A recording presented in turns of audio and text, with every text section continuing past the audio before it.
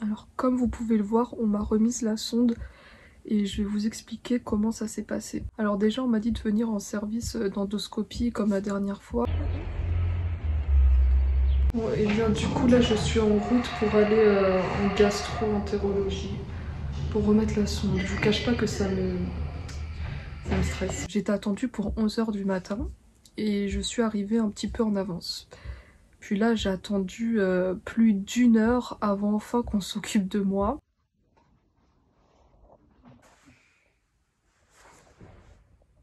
Donc ça s'est fait dans la même salle la dernière fois où on m'avait fait avec l'endoscopie.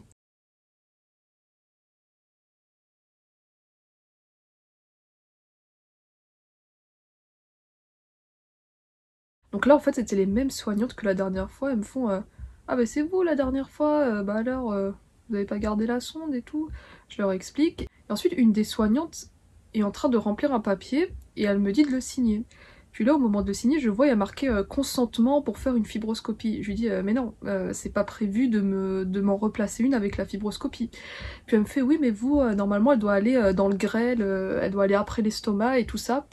Et je lui explique qu'avec ma prestataire, on a vu en fait pour replacer la sonde dans l'estomac. Car si on va pas avec une anesthésie générale, c'est impossible pour moi qu'on place la sonde après l'estomac. Comme vous avez pu le voir il y a 2 semaines qu'on m'avait replacé la sonde, ça a été insupportable et impossible de la faire passer après l'estomac sans anesthésie générale. Donc là clairement non, j'étais pas du tout prête physiquement comme psychologiquement à resubir ça. Plus jamais j'accepterai de resubir une fibroscopie sans anesthésie générale. Clairement voilà, c'était horrible. Déjà en plus ce matin je me sentais très faible, j'étais pas du tout en forme. Alors elle a dit qu'elle allait voir avec le médecin, donc j'attends un peu dans la salle d'endoscopie. Et là elle voit en fait que oui, une sonde nasogastrique, donc laissée dans l'estomac, faire passer à petit débit et puis voilà, continuer comme ça, vu que c'est toujours clairement impossible de m'alimenter sans vomir. Donc il y avait 3 soignantes, ou même 4 par moment, parce qu'il y en a une qui partait, qui revenait. Et en fait il y avait une des soignantes qui a dit qu'elle allait chercher une sonde de calibre 10.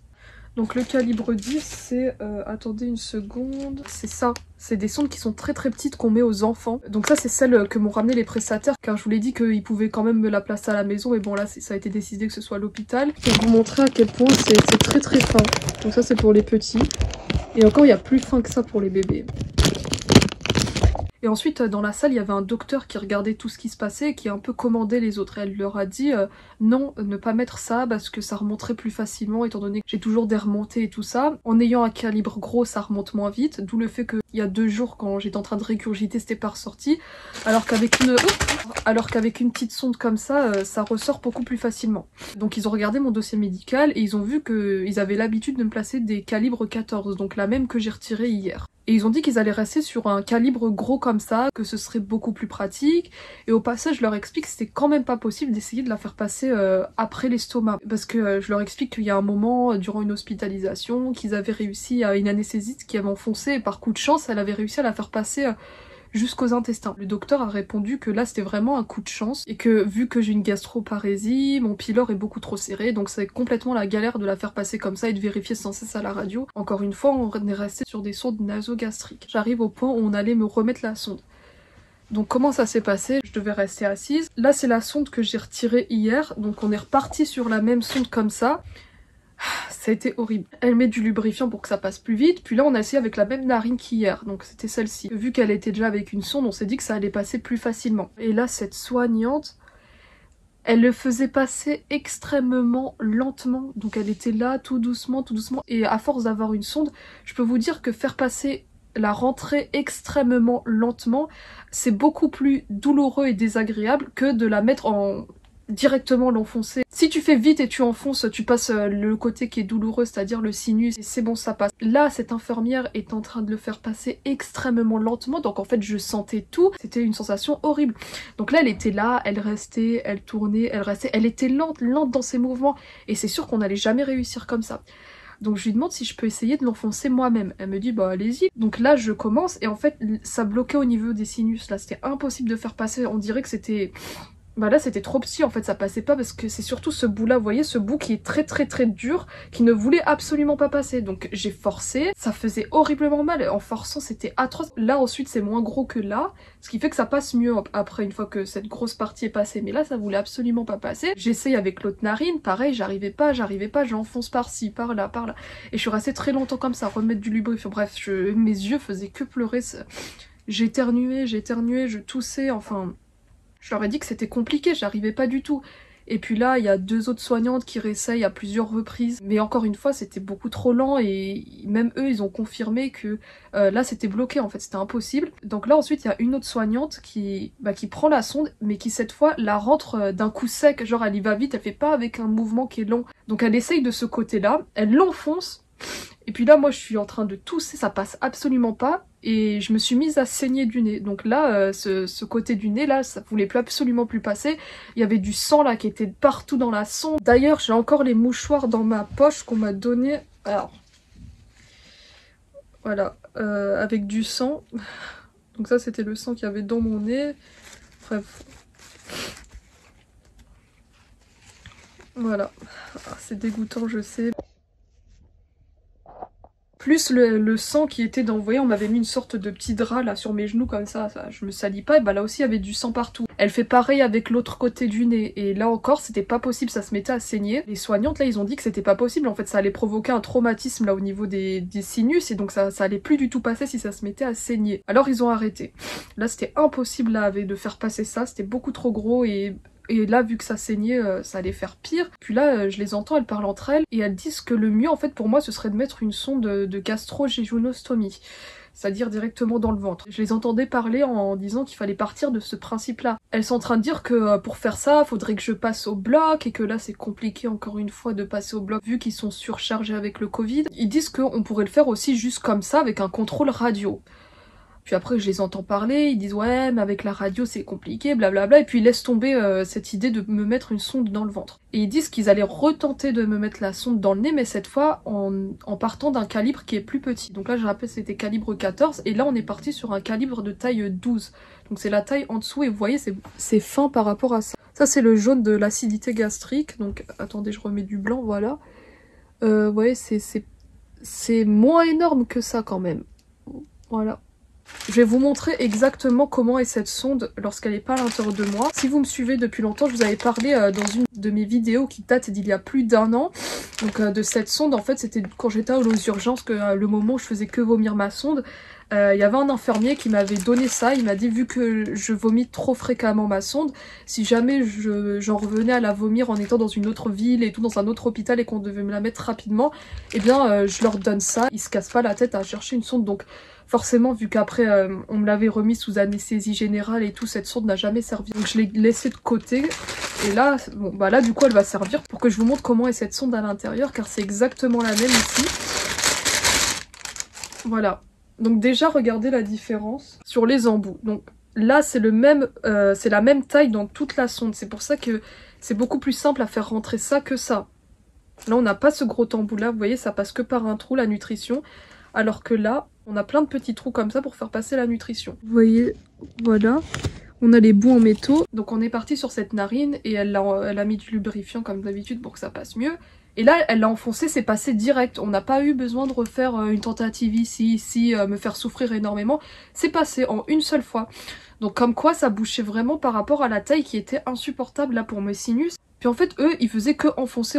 Là, je la sentais encore une fois qu'ils allaient beaucoup trop l'enfoncer dans mon estomac. Je le sentais à l'intérieur de moi, ça calait, c'est très très désagréable comme sensation quand trop de sonde est enfoncée.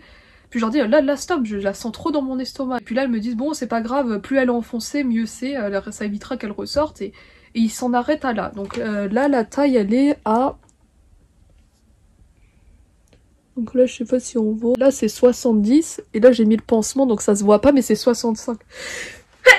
Ah ça chatouille énormément. Donc là le repère est à 65, donc déjà c'est moins profond que l'autre taille qui était à 100. D'ailleurs cette sonde là que j'ai actuellement est beaucoup moins longue que l'autre que j'avais. Donc là vu qu'il est à 65, ça veut dire que j'ai tout ça dans mon corps, ce qui est raisonnable parce que le temps de passer l'œsophage puis l'estomac, ce qui fait que là j'ai que ça dans mon estomac. Et là, vous voyez, c'est déjà beaucoup plus supportable. J'ai pas la sensation qui est horriblement désagréable dans mon estomac, comme l'autre sonde là qui prenait énormément de place et tout. Donc, vous voyez la différence? Je vois là ce que cette sonde donne au fond de ma gorge. Bon, déjà pareil, c'est beaucoup moins gros. Il laisse de la musique dans la salle d'examen, je pense que c'est la radio. Et au moment où on allait me mettre cette sonde, où ça allait enfin bien se passer, eh bien dans la radio il y a Michael Jackson et du coup ça me rappelait juste cette poupée que j'avais parce que c'était exactement cette musique.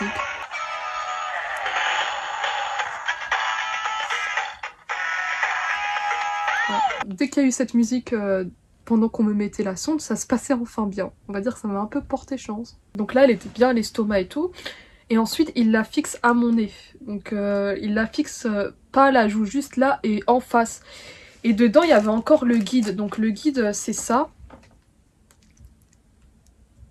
C'est ça dans la sonde. En fait, c'est, bah, vous voyez, c'est un fil en métal qui permet que ce soit visible à l'intérieur du corps pour pouvoir faire un contrôle de radio.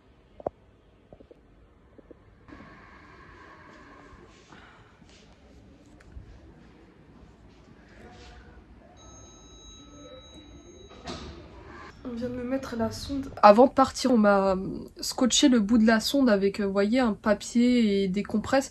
Car vu qu'elle est ouverte et qu'elle est dans l'estomac, le risque là, c'était qu'il y a de l'acidité gastrique, de la bile et tout ça qui sort par la sonde et donc ça salit partout.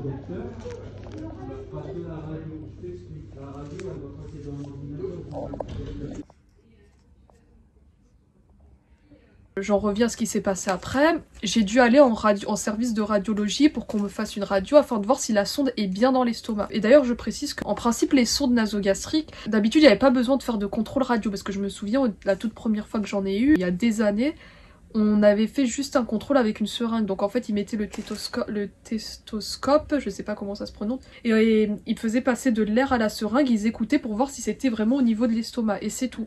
Mais maintenant, apparemment, il y a un nouveau règlement qui veut qu'on fasse obligatoirement un contrôle radio afin de vérifier si elle est bien dans l'estomac, car apparemment, avec des sondes nasogastriques, il y en a qui ont déjà eu des problèmes, qu'elles soient au niveau de l'œsophage, en fait, avant l'estomac, et qu'elles se bloquent par là, et en fait, en écoutant, on a l'impression que c'est dans l'estomac, mais pas du tout. Donc maintenant, c'est obligatoire de faire un contrôle radio. Bon, de toute façon, c'est pas nouveau pour moi, c'est ce que je faisais déjà, même l'année dernière et tout. Donc je suis allée en radio, encore une fois, j'ai beaucoup attendu dans la radio. Et d'ailleurs, c'était pas du tout facile de mettre mon masque avec ça qui pendouillait en face, parce que quand je mettais mon masque, ça écrasait ma sonde et ça tirait vers mon nez à l'intérieur, je souffrais.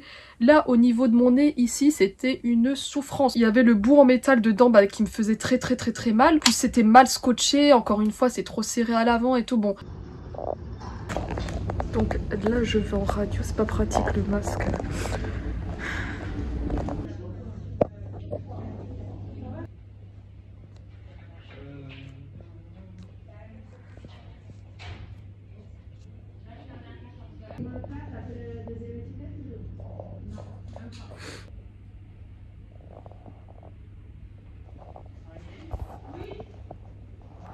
Après, on m'a fait la radio. On m'a demandé d'enlever mon pull, mon soutien-gorge, plus les chaussures.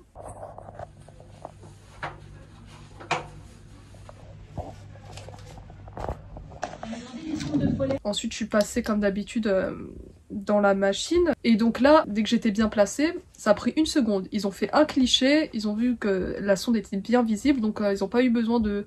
Parce qu'il y a des fois, on me dit... respirez, bloquez votre respiration, et puis reprendre des clichés par-ci par-là. Là, ça a été ultra rapide. Clac, c'est bon. Donc une fois qu'ils ont pris un cliché, ils m'ont dit de remonter dans le service des pathogastro et de voir du coup avec le docteur qui me l'a placé. C'est elle qui me confirmerait si elle est bien en place et tout ça. Donc là, je remonte dans le service.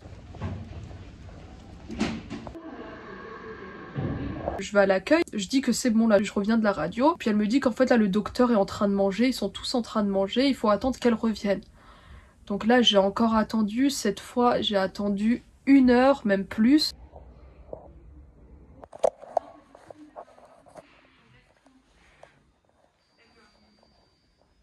Au final, il y a enfin le docteur qui regarde ma radio. Et elle m'annonce que la sonde est bien dans l'estomac. Donc voilà, il n'y a pas de problème. Et ensuite, eh bien, elle retire le guide. Alors, elle savait même pas le retirer. Alors, en fait, elle était comme ça. Vous voyez, une fois que c'est comme ça, on doit juste tirer. Et elle, en fait, elle est en train de tourner à l'infini, comme ça, comme ça. Je lui dis, ouais, mais il faut tirer. Et après, elle est comme ça, et elle s'arrête comme ça. Je lui dis, oui, mais il faut continuer à tirer jusqu'à ce que ça s'enlève. Elle fait, ah, d'accord, je savais pas.